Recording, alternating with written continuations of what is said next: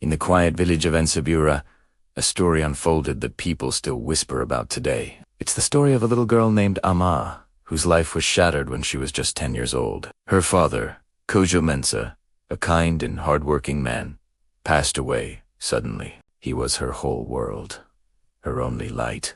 After his death, Ama was left with her stepmother, Afia, a woman whose heart had already turned to stone. While Kojo was alive, Afia had put on a convincing act, masking her hatred for Ama with forced smiles.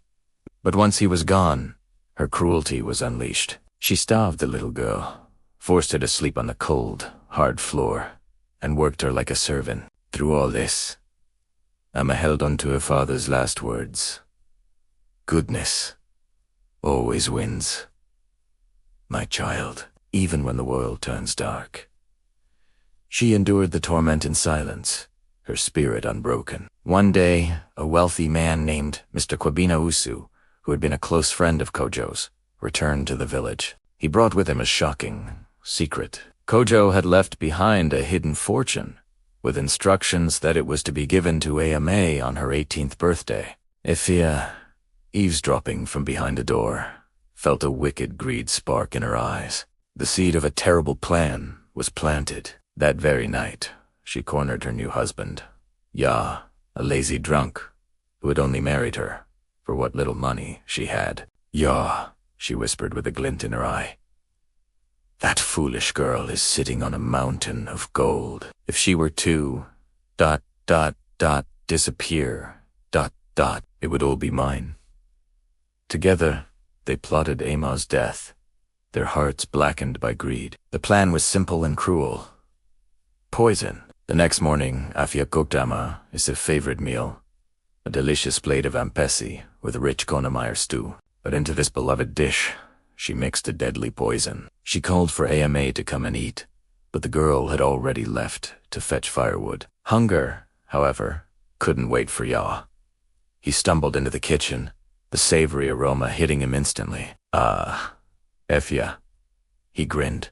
You cooked this just for me. Before she could even protest, he had already scooped a large mouthful. Moments later, the poison took hold. Ya's body convulsed violently before he collapsed, lifeless, onto the kitchen floor.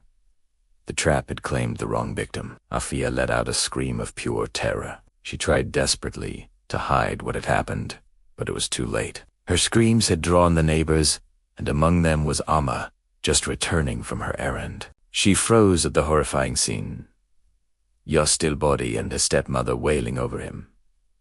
Her wicked plan in ruins. Losing both her husband and her chance at the fortune pushed Afia over the edge.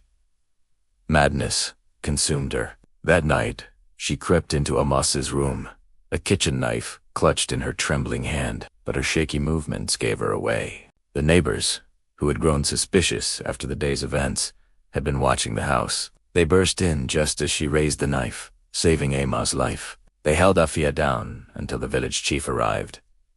Mr. Osu soon came, his face grave but his eyes kind as he looked at Ayame. He took her hand gently and said, Your father's real treasure was never just gold, my child. It was his endless love for you. But now, let me show you where he kept the rest of it.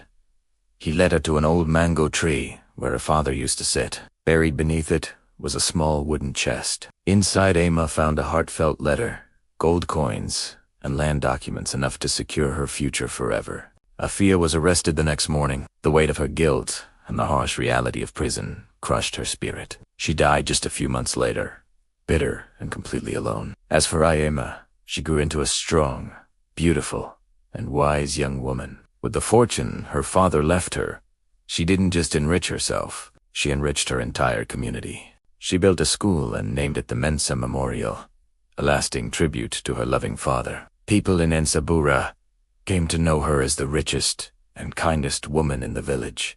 And whenever anyone asked her how she overcame so much cruelty, she would simply smile and say, "My father was right. Goodness always wins even when the world turns dark." Thank you so much for watching. If this story touched your heart, please give this video a like and subscribe to our channel for more inspiring stories. We'll see you in the next one.